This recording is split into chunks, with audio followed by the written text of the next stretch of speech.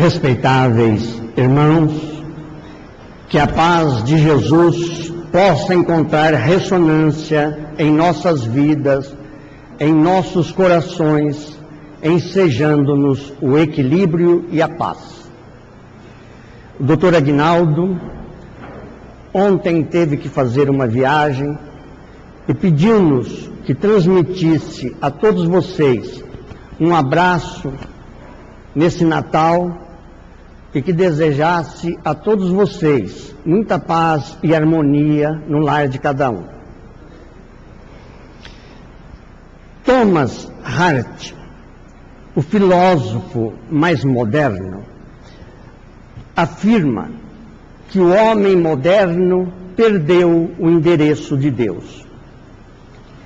Este pensamento pessimista tem uma dose de verdade.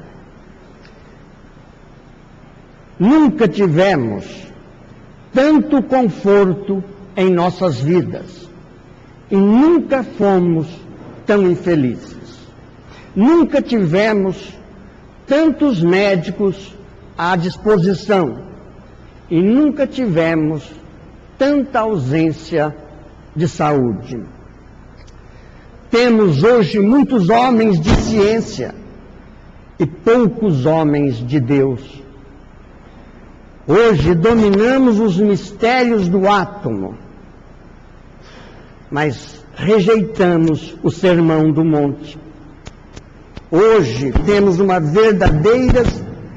verdadeiros gigantes nas questões nucleares e somos crianças nas questões espirituais. Sabemos muito mais sobre a guerra do que a paz. Então, Thomas Hart tem razão quando ele diz que o homem moderno esqueceu-se de Deus. Nós esquecemos de Deus porque Allan Kardec já nos avisava, desde o Livro dos Espíritos, de que os espíritos intercambiam conosco o seu pensamento. E, via de regra, eles pensam e nos levam a tomar decisões que não são decisões nossas. É nossa porque nós temos o livre-arbítrio para fazer ou não fazer. Por exemplo, no capítulo 9 do Livro dos Espíritos, o nome do capítulo é Intervenção dos Espíritos no Mundo Corpóreo. Na pergunta 456, pergunta: os espíritos veem tudo o que fazemos? Resposta dos espíritos: podem vê-lo, pois estáis incessantemente rodeados por eles. Na 457, que é a pergunta seguinte: os espíritos podem conhecer nossos pensamentos secretos? Resposta: conhecem muitas vezes aquilo que desejaríeis ocultar de vós mesmos. Quantas vezes aquele pecado que só eu e Deus sabemos, aquela coisa que eu guardei, que é um segredo que eu não comentei com nenhum amigo, com ninguém, os espíritos sabem.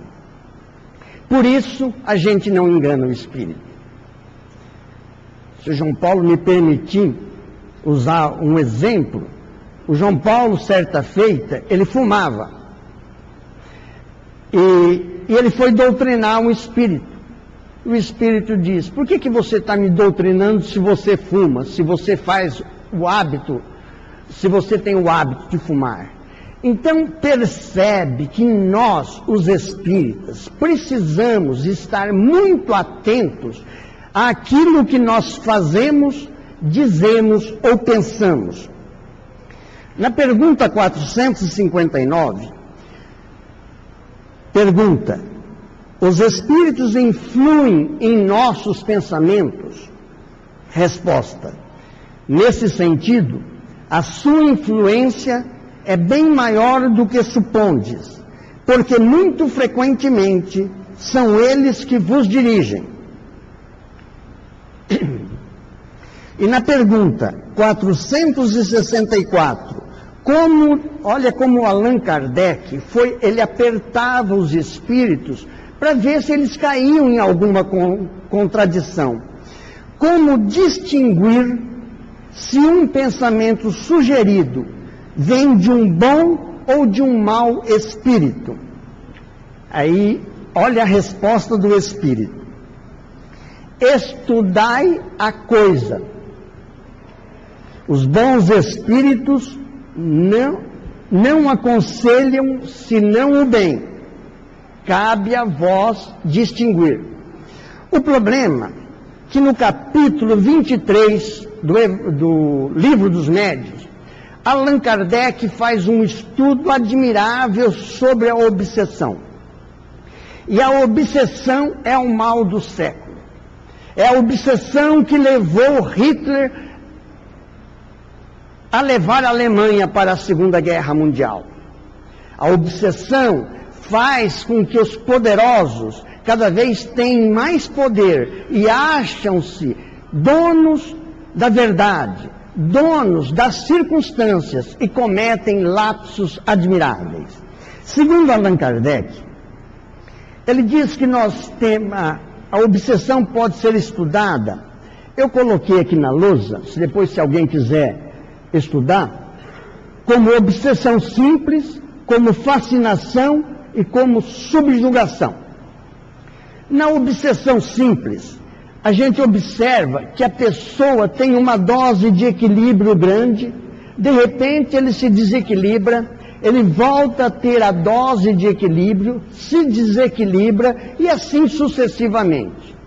Na obsessão simples, quando a pessoa se irrita por qualquer coisa, a pessoa, por exemplo, se chove, reclama.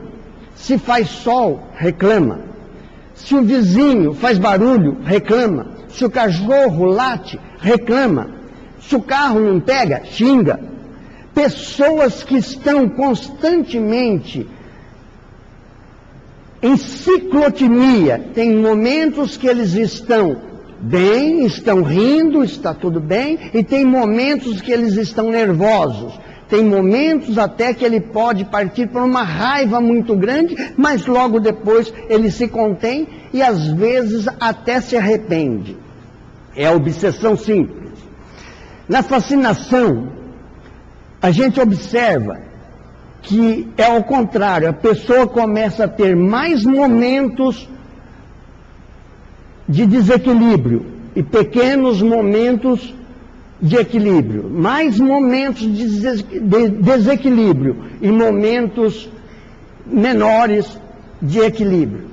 Na fascinação, começam a surgir ideias para a pessoa prejudicar aos outros e prejudicar a si mesmo. Por exemplo, a grande maioria das pessoas encarnadas tem inimigos espirituais, porque nós não sabemos o que nós fomos no passado. Nós podemos ter sido um padre lá na Inquisição, um soldado nessas batalhas todas. Podemos ter ferido muitas pessoas, podemos ter sido um juiz implacável, um patrão impiedoso. E muitas vezes nós reencarnamos num grupo que geralmente é um grupo onde nós estamos sintonizados pelas nossas deficiências e pelos nossos aprendizados necessários. Mas os espíritos inferiores que não nos perdoaram podem continuar querendo a nos prejudicar. Uma das maneiras que eles começam a prejudicar é quando ele começa a jogar ideias para o indivíduo, para ele não se ajustar ao grupo, seja o grupo de trabalho, seja o grupo familiar, seja a sociedade em que ele vive.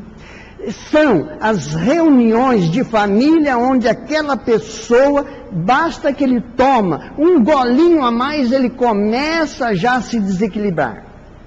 É nesta fase, aliás, já começa na fase simples, os espíritos começam a utilizarem-se das nossas inferioridades, porque toda obsessão que vem de fora, ela parte de dentro de nós.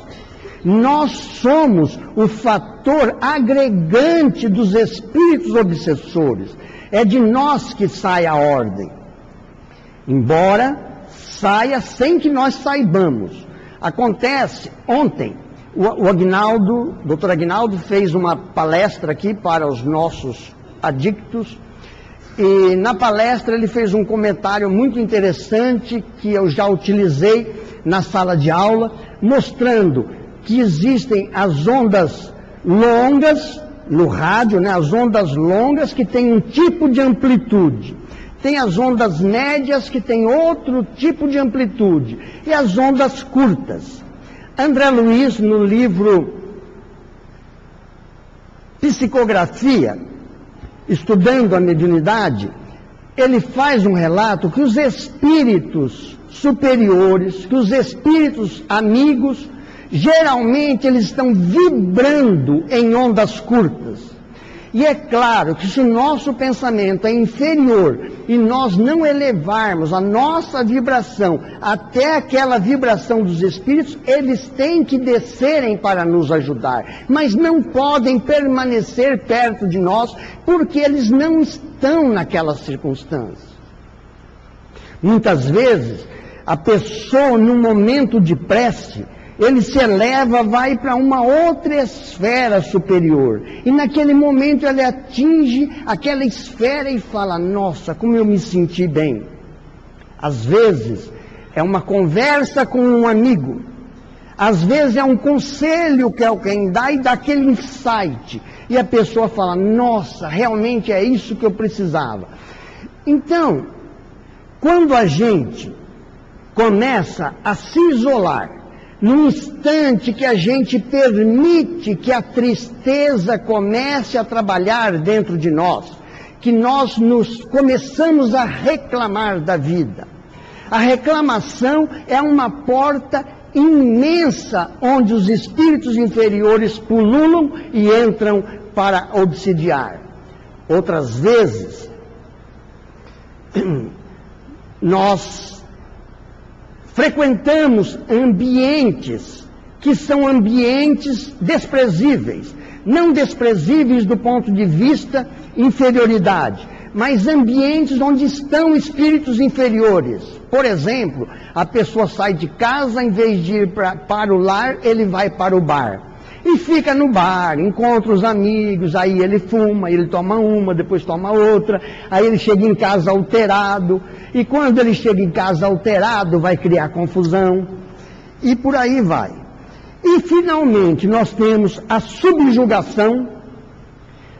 Na subjugação é totalmente o contrário da obsessão simples. O espírito tem maiores momentos de desequilíbrios e pouquíssimos momentos de equilíbrio. E vai chegar uma hora em que ele fica totalmente desequilibrado e aí ele vai ser internado no Bezerra de Menezes. André Luiz, no livro Estudando a Mediunidade, nos informa, nos domínios da mediunidade, ele diz que a tentação, eu fiz questão de trazer a frase pronta de André Luiz, que vai nos dar uma ideia da nossa responsabilidade com as nossas obsessões. A tentação é o fio de forças vivas a irradiar-se de nós, captando os elementos que lhe são semelhantes e tecendo assim ao redor de nossa alma uma espessa rede de impulso. Por exemplo, muitas vezes a pessoa tem uma vida normal, uma vida equilibrada em casa, e aí ele se casa, vai constituir família. Depois de uma certa idade, ele começa a entrar na bebida. E ele vai aumentando a bebida no dia a dia. ou o cigarro, no dia a dia. Esse foi um assunto que o doutor Aguinaldo abordou ontem. E aí chega um momento em que começa a ter doenças. Mas as doenças, tanto que a gente estuda no Evangelho segundo o Espiritismo, que o nosso mal, ou ele vem de outra vida, nas matrizes da nossa alma, ou então é dessa própria vida. Uma pessoa que fuma 3 carteiras de cigarro por dia, tem muito mais chance de ter um câncer de laringe, de garganta, de pulmão, ou do que uma pessoa que não fuma. Mas, por outro lado, nós encontramos pessoas jovens que nascem. Eu conheci um garoto que tinha 3 anos e tinha cirrose hepática. Então, o Espírito trouxe com ele aquela cirrose que ele já havia pego aqui e desencarnou com ela. Muitas vezes a gente pensa que o desencarne é como se for uma varinha mágica. Eu desencarno e fica tudo bonito, eu vou lá para o nosso lar. E não é assim. A gente desencarna do jeito que é. E a gente vai levar conosco aquilo que nós somos. A nossa personalidade continua. Eu me lembro de uma pequena história, que eu vou tentar encaixá-la na obsessão. Maria Cândida, em 1954, quando São Paulo estava comemorando o 4º centenário, era uma morena muito bonita, cabelos longos, até as costas, negros, os olhos negros também. Seu rosto tinha uma moldura que se tornava em uma beleza peregrina. Foi até Miss São Paulo. Maria Cândida, na festividade do 4º centenário, conheceu João da Silva. João da Silva era um moço. Naquela época, fumava-se em piteira de prata, piteira de ouro, usava aqueles chapéus, né? Ia-se muito nos jockeys, e ela frequentava essa roda e já trabalhava. Naquela época, 1954, que imagine as vovós de 70, 80 anos, pensando, ela já trabalhava nos Correios, que naquela época chamava-se Departamento de Correios e Telégrafos. Dona Maria Cândida, que depois seria Cândida da Silva, porque ela acabou se casando com o João da Silva, ela trabalhava no setor do Correio, que não havia CEP. Ela separava as correspondências por bairro e por ruas, e depois os carteiros é que selecionavam por número. Pois bem, ela se casa com João da Silva. Ela percebeu, na fase de namoro, que João da Silva era uma pessoa, algumas vezes nervoso, outras vezes até irado, tinha um ciúmes doentio, mas ela atribuía que isso era coisa de juventude e que depois do casamento passava. Quando eu falo sobre família, eu costumo dizer que não há no noivado nenhuma circunstância em que a pessoa tem que ter aquela aprovação no noivado. Se o seu namorado, se o seu noivo é agressivo, saia dele enquanto tem tempo. Bom, Dona Maria Cândida da Silva acabou se casando e ela percebeu que o marido melhorou durante um tempo, mas ele tinha recaídas, e nessas recaídas ele ia para o bar e começava a beber. Era a obsessão simples. E quando ele bebia, ele chegava nervoso em casa. Algumas vezes ele agrediu alguns móveis, outras vezes ele começou a falar alto com ela. Olha, a obsessão simples. Por outro lado, ela começou a se sentir magoada. E em se sentindo magoada, ela começou a guardar aquela mágoa. É outro tipo de obsessão simples. A pessoa vai tendo aquela mágoa e vai guardando aquilo dentro de si. Os anos foram se passando e nasceu Augusto. Augusto nasceu numa véspera de Natal.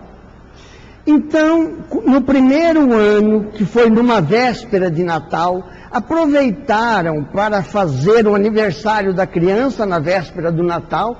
E, infelizmente, quando a gente namora, vai noivar, tem bebida alcoólica. Quando o filho faz 1 ano, tem bebida alcoólica. Ele nem sabe que está acontecendo isso. Quando a pessoa vai sair de viagem, vamos fazer um drink. E assim foi indo. Quando Augusto completou 3 anos de idade, a situação havia chegado num ponto que não havia condições de continuar junto. Por quê? Porque João ficou imensamente agressivo. Ele começou a beber cada vez mais. Perdeu o emprego, foi para outro emprego. A mulher ficou bancando a casa. Mas aquela obsessão estava começando a entrar na fascinação. O João já tinha entrado na fascinação. E a Maria Cândida ainda estava na obsessão simples, mas estava também entrando já na fascinação. Até que um dia, o João chegou em casa, muito bêbado, e Maria Cândida foi conversar com ele, e ele a agrediu. Aquilo foi a gota d'água. E ela prometeu, se ele me agredir mais alguma vez, eu não vou perdoá-lo.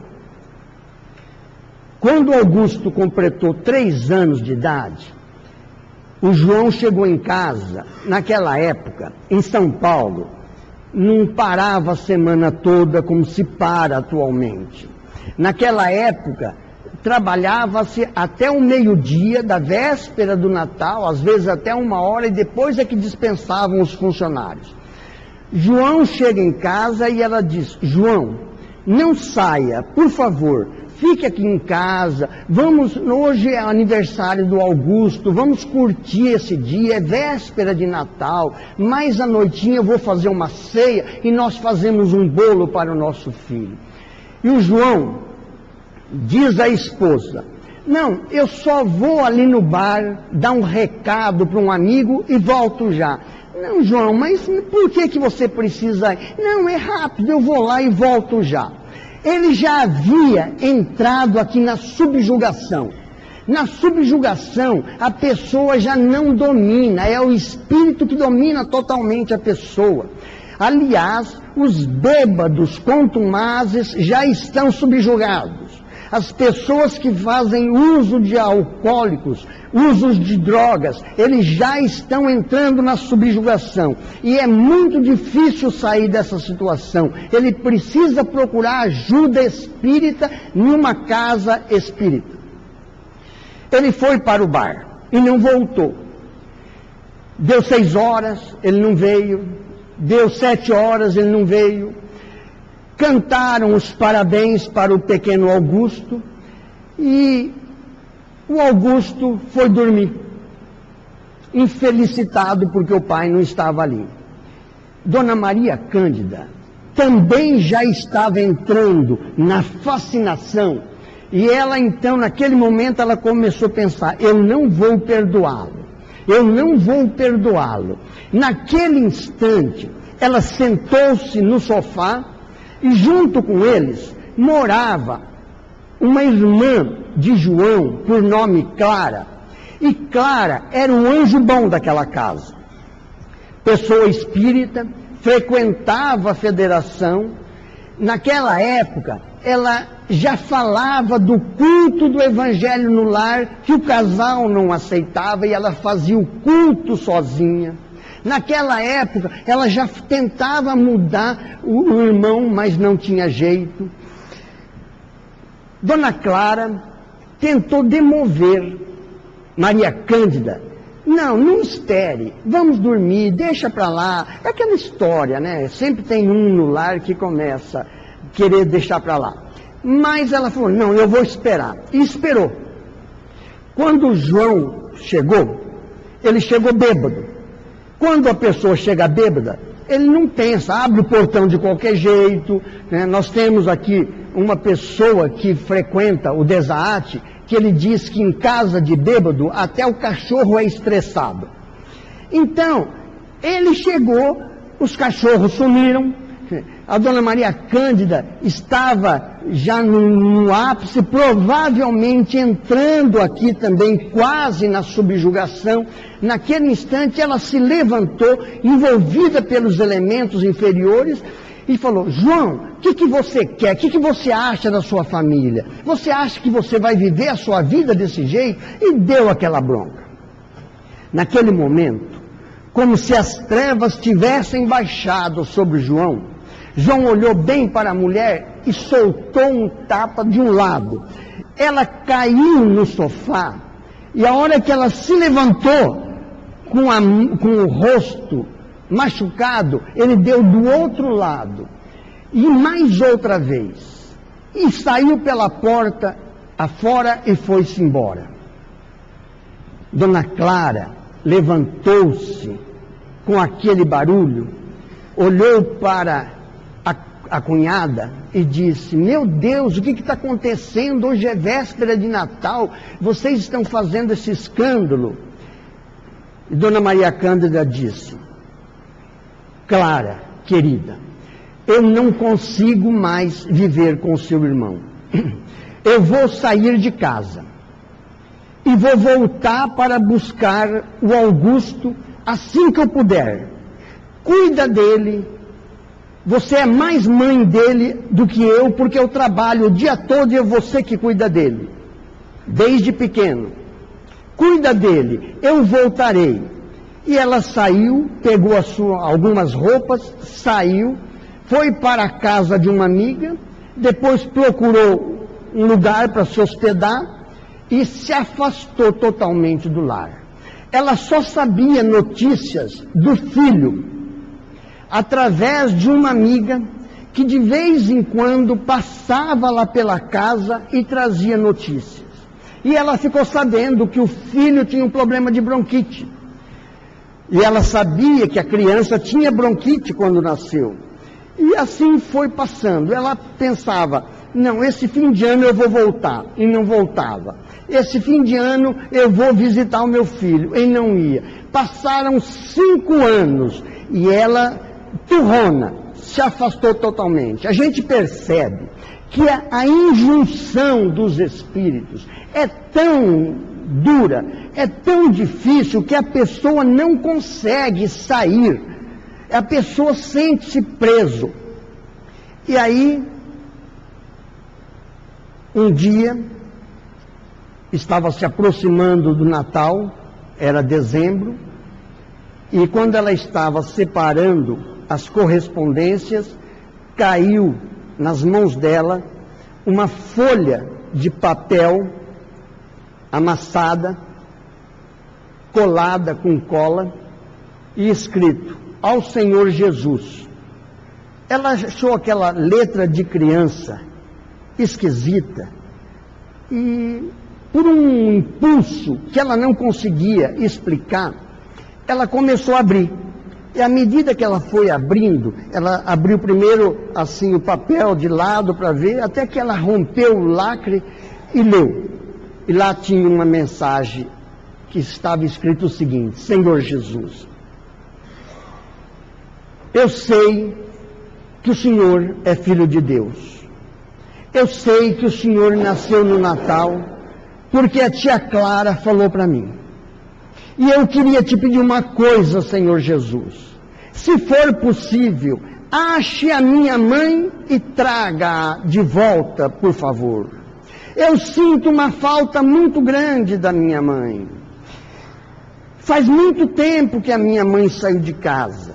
Até hoje, quando eu sinto a ventania entrar pela janela, pela veneziana, e lamber o meu corpo, eu sinto aquele frio e me lembro da mamãe, que antigamente ela vinha, me cobria e me beijava o rosto. Agora, Senhor, quando eu sinto frio, eu não posso reclamar, porque quando eu reclamo, o papai fica bravo. Se o Senhor achar a mamãe, diga a ela que o papai é doente, e que se ela voltar para casa, eu farei de tudo para ajudá-la a cuidar do papai. A tia Clara me disse que o papai precisa frequentar um grupo de antialcoólica, porque ele tem uma doença, que é a doença do alcoolismo. E se você, Jesus, se o Senhor Jesus puder encontrar a minha mãe, traga a minha mãe de volta. Eu sei que o Senhor pode, porque o Senhor é poderoso. Dona Maria Cândida leu aquela correspondência e ficou pálida. Os amigos vieram: está acontecendo alguma coisa? Você não está se sentindo bem? Uma lágrima começou a descer dos seus olhos. E naquele instante, Maria Cândida, tomando a água que um colega lhe trazia, vai até o telefone, que naquela época eram, os telefones em residências eram uma raridade, ligou para alguém com quem ela teria um encontro na noite de Natal, desfez um encontro e voltou para a sua casa. Quando o relógio da Igreja da Lapa batia aproximadamente 8 horas da noite, Dona Maria Cândida da Silva entrou dentro de casa. Quando ela entrou, ela olhou para o marido, que estava sentado no mesmo sofá onde 5 anos antes havia esbofeteado-a. O marido olhou para ela, simplesmente deu de ombros. Dona Clara, que estava nos afazeres da cozinha, vem enxugando a mão no avental e diz: você voltou? Ela fez assim, em sinal de silêncio, e foi para o quarto do filho. Quando ela chegou no quarto do filho, ela para na soleira da porta e ela vê uma criança que está ajoelhada diante de uma oleogravura de Jesus no Horto das Oliveiras. E aquela criança está orando de mãos postas. E naquele momento ela fica parada, a bolsa caída do lado, e ela então sente dentro de si a culpa imensa que ela tinha por ter deixado o lar. O menino, como que desperto, que alguém estivesse olhando, ele vira para trás, e quando ele vira, ele diz: mamãe, a senhora veio, mamãe, Jesus te encontrou, oh mamãe, vem me abrace, mamãe, e se atirou nos braços da mãe. Naquele momento, ele olha para a gravura e fala: Jesus, muito obrigado, você a encontrou, Feliz Natal para você, Jesus. E começou a chorar. Mas acontece que ele tinha a asma em estado elevado, e naquele momento ele tem uma crise de asma muito grande, e ele começa a passar mal. A mãe pega-o nos braços, deposita-o na cama, e ele começa a acariciar o rosto da mãe e diz: mãe, que bom que você veio, você demorou muito, mãe. Que saudades que eu tinha de você. Eu te amo tanto, mamãe. E ela, percebendo a dificuldade do filho para falar, ela diz: não fale, fique quietinho. Sabe, mamãe, dizia Augusto, é uma pena que você chegou só hoje, porque eu tenho passado muito mal. E os médicos acham que que eu não vou sobreviver. Ela falou: para, não fale isso, eu estou aqui, eu quero te amparar. Ele falou: sabe, mamãe, essa noite eu tive um sonho, e nesse sonho havia muitas estrelas, e dessas estrelas saiu uma criança e falou para mim: Augusto, logo, logo você estará entre nós. Eu acho, mamãe, que eu não vou durar muito. E a mãe: pare, não fale isso, eu estou aqui, nós vamos ser muito felizes, me perdoe, meu filho, por tudo que eu fiz. E à medida que ele foi levar a mão para acariciar o rosto da mãe, a mão tomba, inerme, e ele para de respirar. Naquele momento, Maria Cândida, pungida pela culpa e pelo remorso, ela entra nessa faixa de subjugação e começa a gritar e se escabelar. João, ao ouvir o alarido da esposa, ele sai correndo para a rua em busca de socorro. E ele não percebe que um carro na rua Clélia vem em toda velocidade e joga-o a mais de 10 metros, onde ele cai morto. Dona Maria Cândida não mais recuperou a consciência e acabou sendo internada num sanatório. Augusto desencarnou. E Dona Clara, lembrando da família, no Natal, ela pensou: foi mais um lar que o álcool destruiu, foi mais um lar que o vício venceu. Nós trouxemos essa história na noite de hoje, porque nós estamos perto do Natal. Infelizmente, eu tenho ouvido as televisões, o noticiário, só se fala de Natal e Papai Noel. Eu só ouvi uma vez o Chico Pinheiro falar que é o nascimento de Jesus. Esquecemos que Natal é o nascimento de Jesus. Ontem, quando nós estávamos no Desaate premiando as pessoas que estão há muito tempo limpos, sem vício, uma das pessoas que recebeu medalha por 5 anos sem uso de álcool, essa pessoa comentou para nós que uma das coisas admiráveis na família dele é que a sua família nunca o acusou de nada. No momento em que ele deixou o álcool, a família o recebeu de braços abertos. E naquele momento, ele sabia que ele tinha sido um mau pai, que ele tinha tido um caráter muito rabugento. Mas a família nunca tocou nesse assunto, nunca falou do álcool. Coisa que raramente acontece, porque a maioria de nós queremos ficar assolando aquela feridinha que está no coração da pessoa. Você fez isso, você era assim. E nós precisamos aprender a receber a pessoa de volta, quando ela retorna para o nosso lar, com os braços abertos, dizendo a ela: venha para nós, que nós te amamos. Nesse Natal, que nós possamos fazer todos os ajustes que nós precisamos fazer. Nós já estamos terminando o ano de 2008. E se perguntássemos, nesse 2008, você melhorou? Você melhorou o seu relacionamento na família? Você melhorou a sua maneira de dirigir no trânsito? Você melhorou o seu relacionamento com o vizinho? Você já perdoou aquele cunhado, aquela cunhada, o sogro, a sogra?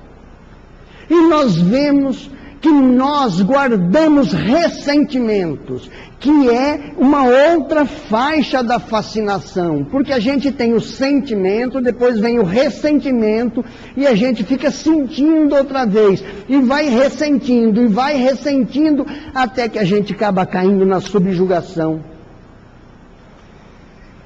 Por isso, vamos começar devagar.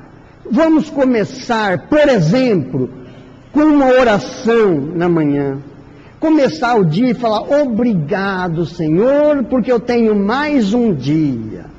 Eu tenho mais um dia para vencer as minhas deficiências. Eu tenho mais um dia para amar as pessoas que moram comigo. eu tenho mais um dia para me doar às pessoas. Vamos abrir o sorriso para as pessoas que olham para nós. Esses dias eu estava num consultório, ambiente de consultório é ambiente triste. De repente eu olhei para uma moça, ela deu um sorriso. Eu achei tão simpático ela dar aquele sorriso, porque ela quebrou aquele ciclo de monotonia, de tristeza que existe. Estabeleçamos pequenas conquistas em cada dia. Por exemplo, hoje, logo de manhã, né? Hoje eu vou dirigir o meu carro e não vou ficar chateado, aconteça o que acontecer. Hoje eu vou para o meu trabalho e eu decidi que eu vou ser feliz. Ninguém vai me tirar a felicidade. Tempos atrás, agora, há uns 2 anos, se formou uma pessoa da família. E aí veio um cunhado meu de Brasília para fotografar o familiar. E quando ele chega para fotografar, chega um segurança e diz, olha, o senhor não pode fotografar. Eu falo, mas por que eu não posso? Não, o senhor não pode fotografar. Quem vai fotografar é o dono do evento aqui. Meu cunhado disse, não, eu vou fotografar. E ficou aquela discussão. O segurança saiu. Aí veio o segurança-mor. Eu acho interessante, João Paulo, que o segurança é um homem comum, um homem normal. Mas quando ele bota aquele terno preto, sai de baixo. Chegou um guarda-roupa de terno preto e falou, o senhor não vai fotografar. E aí eu falei, meu amigo, nós estamos num evento que é um evento público, não é um evento privado, é público. Ele não está com uma máquina profissional para fazer concorrência. E ele pode fotografar a pessoa que ele veio fotografar. O segurança olhou para mim e disse, ó tiozinho, o senhor é meio ignorante, então o senhor fica sentado aí. E eu sentei. Aí o meu cunhado falou, não, agora não. Você chamar o meu cunhado de ignorante, eu não vou aceitar. E queria brigar com o homem. Aí eu tive que convencer o meu cunhado que eu não tinha me sentido ofendido. A ofensa pode vir de quem quiser, mas a decisão de receber a ofensa e guardar para dentro de si e ficar magoado é uma questão pessoal. A dor não tem jeito, ela vai vir, mas o sofrimento é opcional. Só aqueles que querem é que sofrem. Por isso, quando alguém te ofender outra vez, vamos prometer a partir deste ano, não é do ano que vem não, a partir de amanhã, eu não vou sentir-me ofendido. A pessoa pode falar o que for, eu vou mentalizar Jesus e vou pensar o que Jesus faria no meu lugar.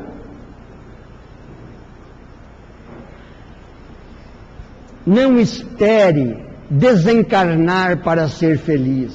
Uma grande parte das pessoas diz, eu vou desencarnar e vou ser feliz. Seja feliz aqui. Por que nós precisamos desencarnar para ser feliz? É muito interessante que às vezes a pessoa fala, a fulana de tal é muito minha amiga. Aí, às vezes é jovem e fala, você está namorando? Ela fala, não, ela é minha amiga. Fala, mas você vai querer namorar um inimigo?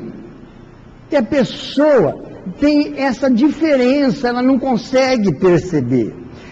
Ame as pessoas com as quais você está convivendo. Se você tem seu pai, se você tem a sua mãe ainda vivos, você é uma pessoa excepcional, dependendo da sua idade. Por isso, curta a sua família. Se você tem filhos, se você tem sobrinhos, se a sua família vai se reunir, evite excesso de bebida, ame os seus familiares, dê o exemplo você, tomando apenas um copo ou nenhum, não fumando nenhum cigarro.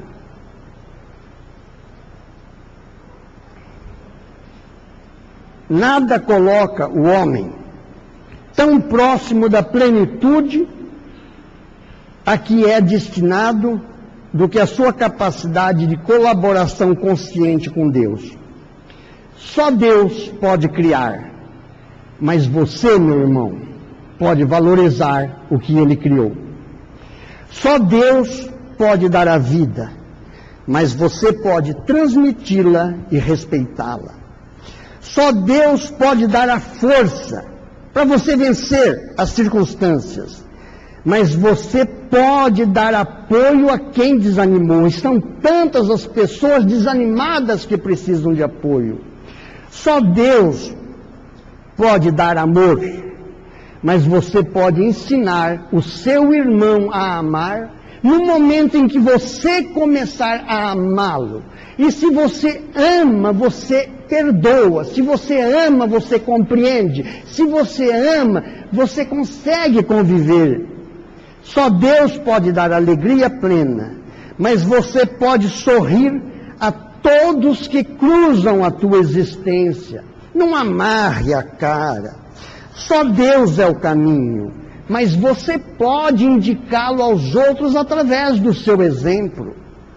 Só Deus é a luz total, mas você pode fazê-la brilhar no mundo. Aliás, Jesus é que disse: vós sois a luz do mundo. Sejamos a luz do mundo. Sejamos um sol de esplendor no nosso lar. E se não pudermos ser um sol, sejamos a luz de uma vela.